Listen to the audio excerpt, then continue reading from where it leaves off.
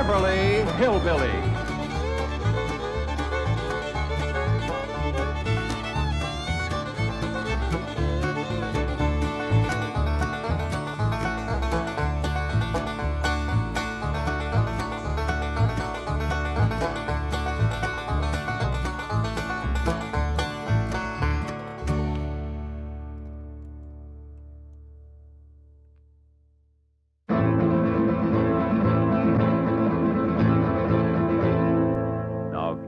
Upon your chairs and hold your children tight.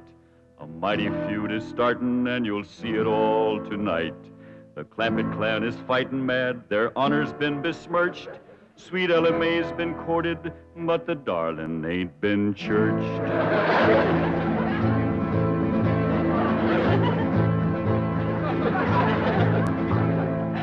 It was young Sonny Drysdale that courted her and fled. Now the Drysdale family will feel hot Clampett lead. 'Cause stranger, you don't trifle with a hillman's daughter fair, or you will face his rifle and he'll deeply part your hair.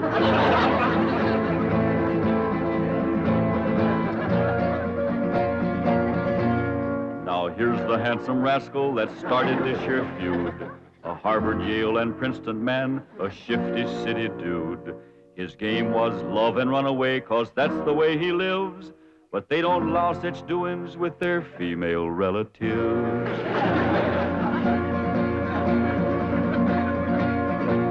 So now they're on their way next door, loaded up for Baer. And if my name was Drysdale, I'd be getting out of there. 'Cause mountain justice does demand that when a wrong's been done, the kin of him that done it must also face a gun.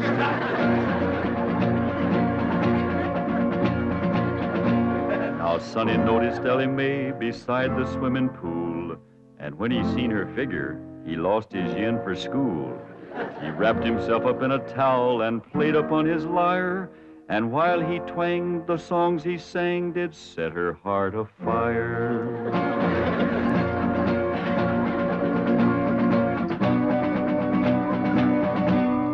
Drove his fancy auto up and took her out to Spark. And all alone, unchaperoned, he kept her after dark. He took her in the parlor and he taught her to be grand. He showed her how to walk and talk and tried to kiss her hand.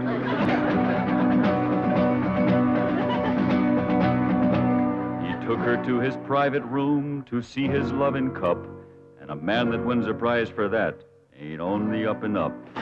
He wooed her with a tango and a rose betwixt his teeth, a smiling on the outside, but a leering underneath.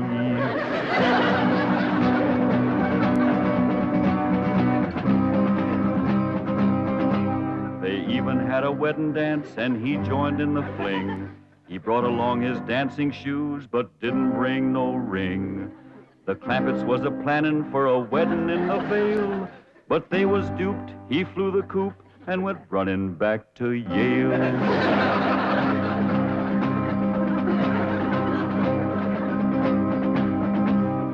And now the Clampett clan is here to even up the score. I wouldn't want to be the man who opens up that door. He'll have to face their fury, on revenge they are intent. And if his name is Drysdale, his life ain't worth a cent. It's that butler fella. When will you Clampetts learn there are no possums to hunt in Beverly Hills? The possums we's after, it's Drysdale. Well, they're not at home. Mrs. Drysdale returned to Boston with Sonny, and Mr. Drysdale's at the bank. Let's shoot him. There ain't gonna be no shooting unless it's talk first. When will Mr. Drysdale be home? Not until late this evening. That's talk enough. Let's go to shoot. Oh, Granny, you can't shoot an unarmed man. That's right. I lost my head. Here. Now, when Jethro counts 3, we go at it. 1, 2. Now, hold on. Mr. Butler here ain't done us no wrong. He's one of their clan. I said there ain't gonna be no shooting unless it's talk first. I'll speak to Mr. Drysdale. Thank you kindly, Mr. Butler. Yes. Thank you very kindly, Mr. Butler. Why didn't you ask him to dance with you? I was ashamed of you in front of these young'uns. That any way to learn them feuding? It takes my family to know how to feud. Why, we drove the Botkins clean out of Napoleon, Tennessee, chased them off, burnt their shack, and shoveled their footsteps off the path. Hot diggity dog. That's what I call feuding. I'm sure proud to come from a family like yours, Granny. That's the Moses family. Too bad our blood is being thinned out, cooled off, and watered down with the Clampett blood. Now, Granny, you just simmer down to a boil. I'll see the right thing is done by my daughter. Jethro, you drive me down to the bank. Drysdale and me will have a man-to-man talk. Ain't you about a man and a half short?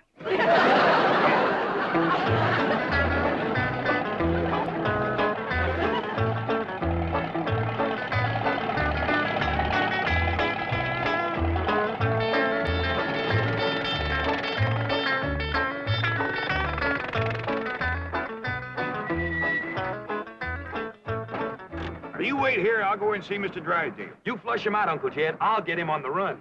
Now, who told you to bring that? Granny, she says there's got to be one fighting man in the family. You just drive around a while and cool off. Pick me up here in about a half hour. Okay, Uncle Jed.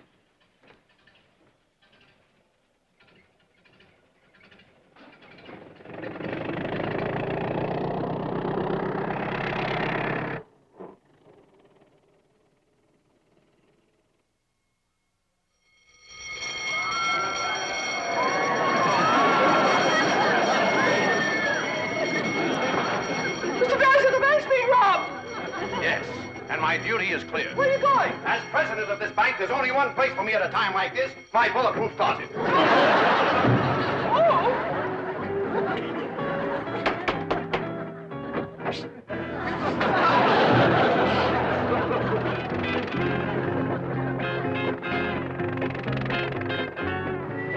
Granny! Granny!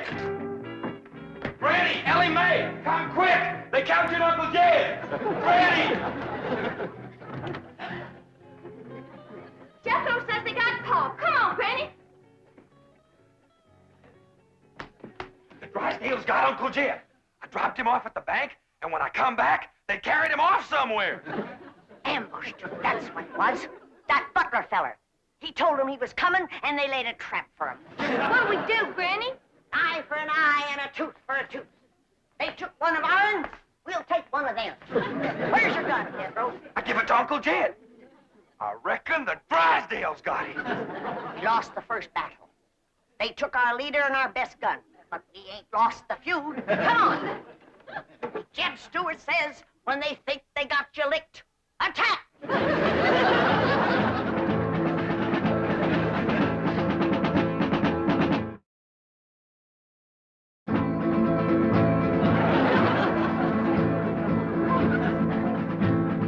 Now the feud is growing hot, the Clampetts lost a man. Their leader now is Granny from the fightin' Moses clan. Granny learned her feudin' while a child on mother's knee, when the Moses drove the Botkins from Napoleon, Tennessee.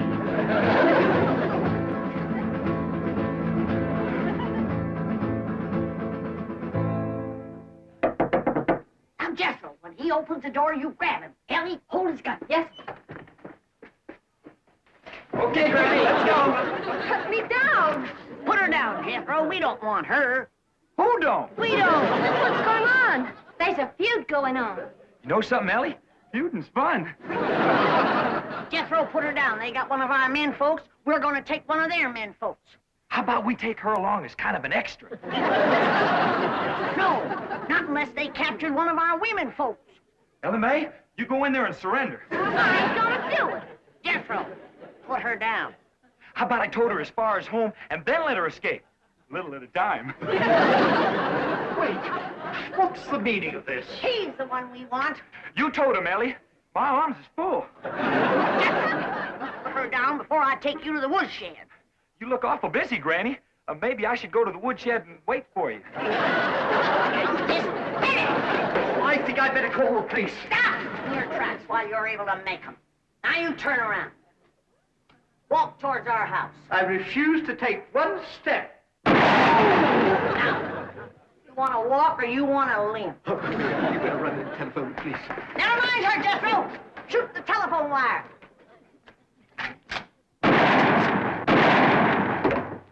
There's what's having your mind on women can do to you. It took you 2 shots to get that wire. Oh, Granny, I got 2 wires.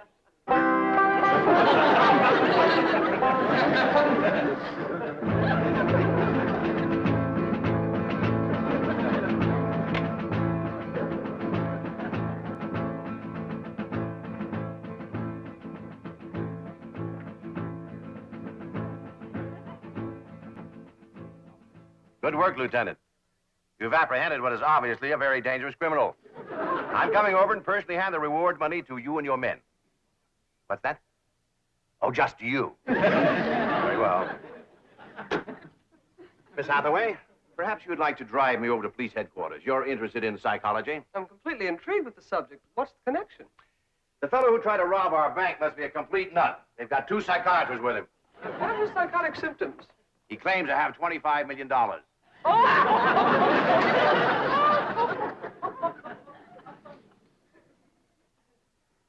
No, it couldn't be.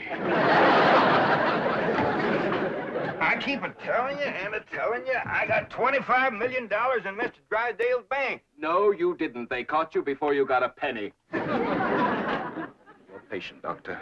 Obvious delusions of grandeur. Now, tell me, about this bank attempt, did you have any accomplices? Any what? Confederates. Oh, yeah, Granny.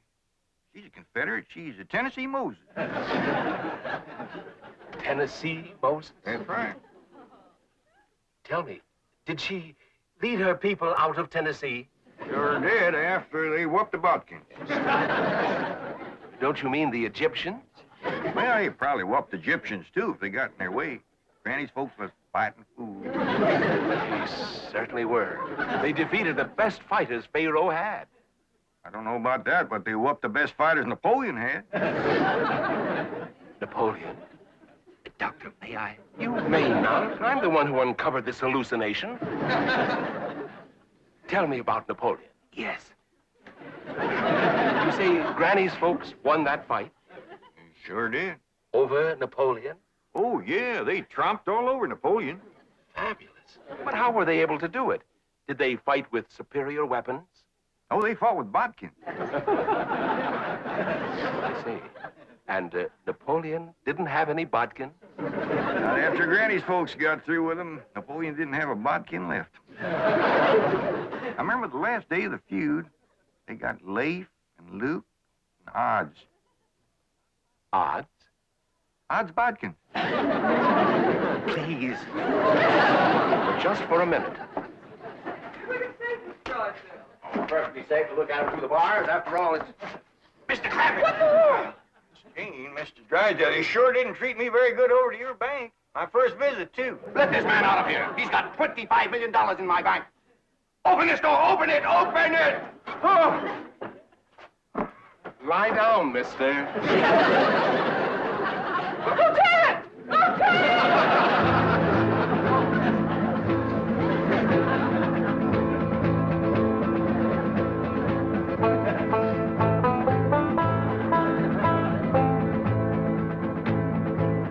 Got the prisoner all tied up, Granny. Good. Can I go back and get the other one now? No, you can't. You keep your mind on your feuding. Close the gates. Yes, ma'am. Throw up the barricade. Yes, ma'am. Good. Here. You walk sentry while I check the lookout. Elly May! Any sign of the enemy yet? Not yet, Granny. All clear. Sound the alarm if you see a Drysdale coming. I will, Granny.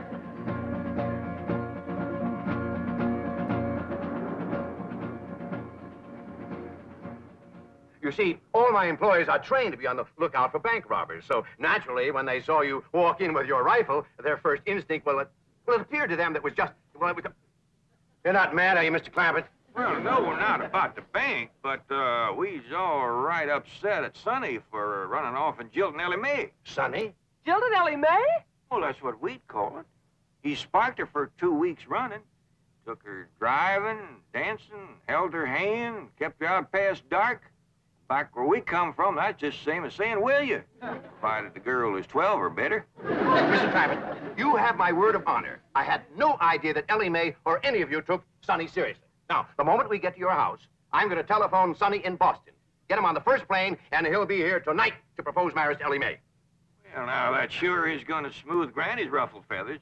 She's been madder than a barefoot centipede standing on a hot rock. She'll be happy when we get there. Yes, bless her sweet little heart.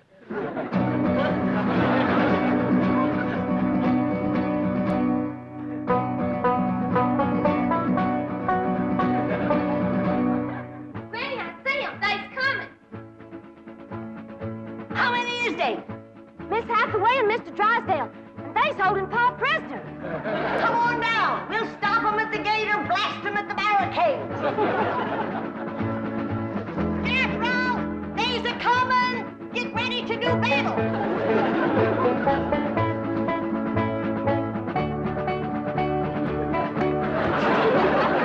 Clear your head in the presence of the stars and bars. They's getting to the gate. Take cover. Everybody inside. We'll shoot at them through the porthole.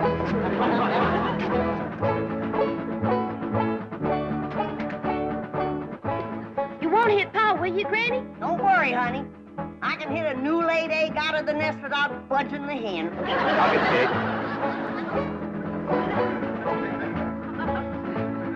Stop where you are. Stay right there.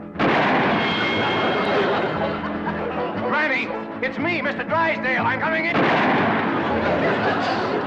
Let's get out of here. I don't worry them Yankees who they're feuding with.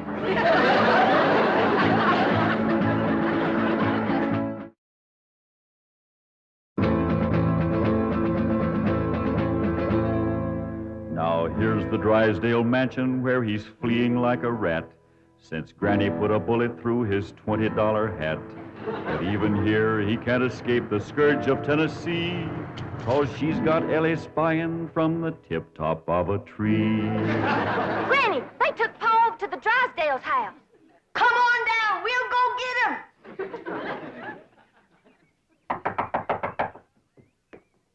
Well, I reckon we'll have to call her on the telephone. When Granny's feuding, she's sometimes hard to reason with. Reckon seeing you with that rifle kind of set her off.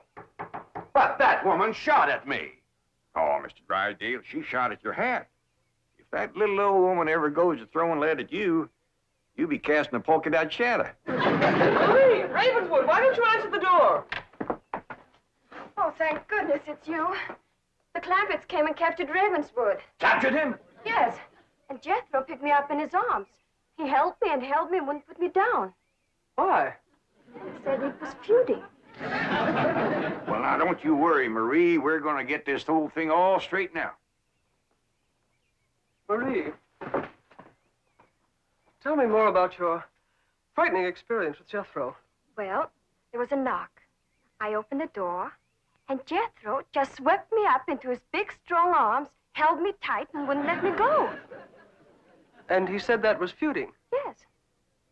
That's why I was afraid to open the door right now. Marie, you've been through a shattering ordeal. Go and lie down. I'll watch the front door. Come on, Jethro. We're going back to the Drysdales' house. Hot diggity dog. That's the part of feuding I like. We're taking you with us, Mr. Butler. And if they've harmed one hair on Jed, that one hair you got will pay the price. Oh, won't you please listen to me? Mr. Drysdale's not feuding with you. He's a peaceful man. He's never shot anything but skeets. Skeets? How many did he get? We did very well. 98 out of 100. That's better than we did with the Bodkins. You ready, Granny? Come on, young ones. We got our feuding cut out for us. That Drysdale's our shooting fool. Now, Elly May, you carry the flag high and proud. If they shoot you, don't you let it touch the ground. Throw it to Jethro as you're falling. I'll do it, Granny. What'd you do that for? If there's any long-range shooting, they'll think he's one of us and drop him first. Forward, march!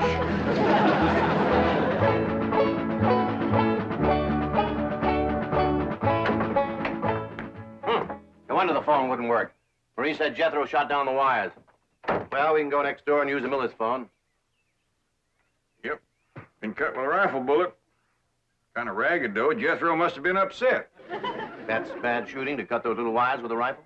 Why, when that boy puts his mind to it, he can pick a gnat off a plate of grits at 500 feet in a heavy fog. I'm the only one that can outshoot him. Except for Granny and Elly May. Well, what skeet shooters should make. What's skeet? Oh, they're clay pigeons. That's what I shoot. Clay pigeon? Oh, it's wonderful. I love it. Your wife must be a first-rate cook.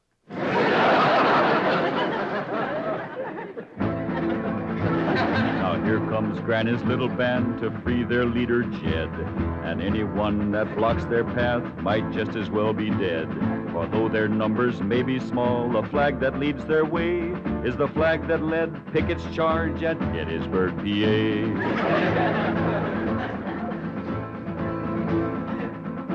Stop for a minute. I got an idea. We'll use Mr. Butler here as a decoy, and we'll surprise him. What you mean, Granny? You knock on the door, and you yell to him inside that it's you. Then we'll rush in and we'll get Jed. And maybe somebody else, too, huh, Granny? You keep your mind on your feuding. Come on.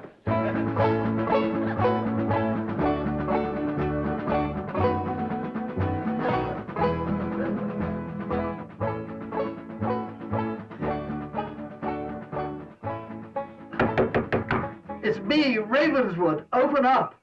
Marie! You may open it. Nothing to be afraid of. It's just Ravenswood. Step aside, decoy. Elly, you guard him. Jethro. When they open the door, we'll rush him.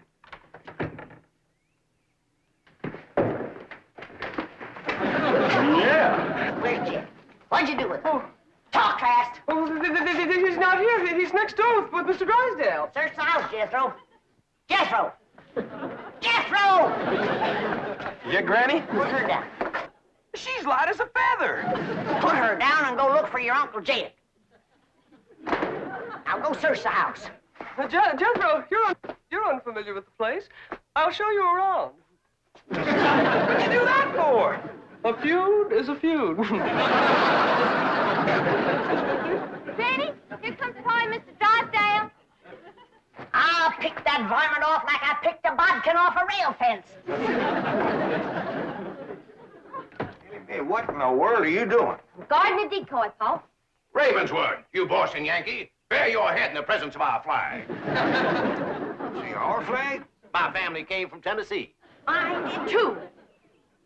Jed, I always did like this man. Why, sure, Granny, and he's going to make Sonny do the right thing by Elly May. What does that mean, Paul? Going to make Sonny come back here and marry you. I don't want to marry Sonny. See, Granny, the whole doggone feud was for nothing. Not altogether, Jed. Why, we might never have known that Mr. Drysdale here was a fine gentleman from Tennessee. Tell me, ever hear of the Moses family? Hear of them? Why, my mother's family feuded with them for years. You mean your mother was a bodkin? Mr. Drysdale, don't ask me why. I just commenced a running. You heard him. Run, you yellow bodkin, I'm a Moses.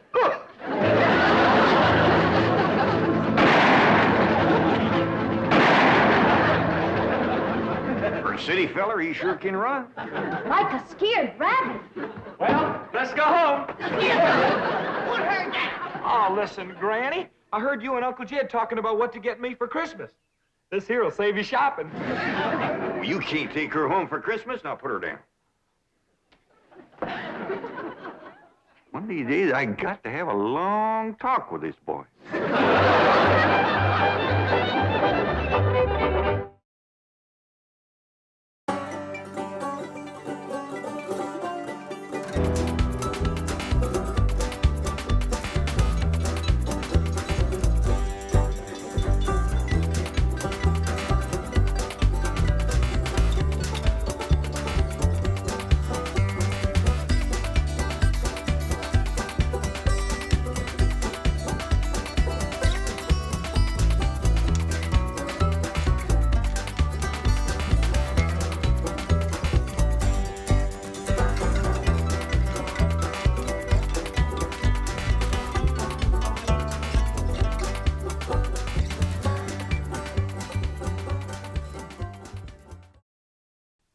This has been a Filmways presentation.